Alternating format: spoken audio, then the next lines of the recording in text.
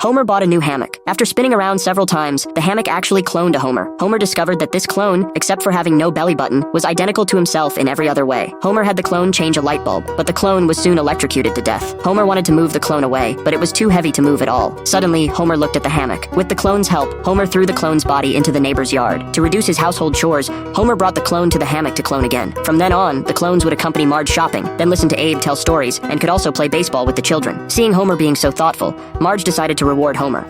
I'll take it from here, Faco. Why, you little...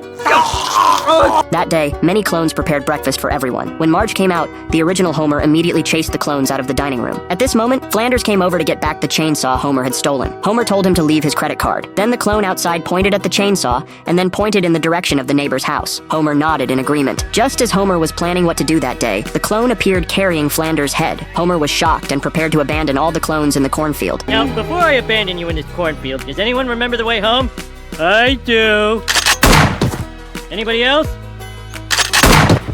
To ensure the hammock wouldn't cause any more trouble, Homer also threw the hammock off the truck, but it was picked up by the clones. They quickly cloned countless Homers.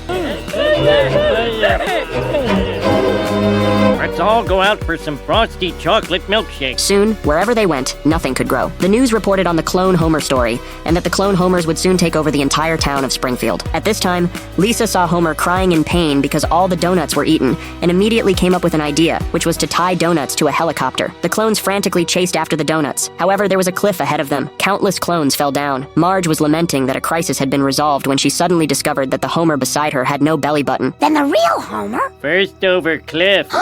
My homie's dead? How will I go on? You like back rub? Oh well.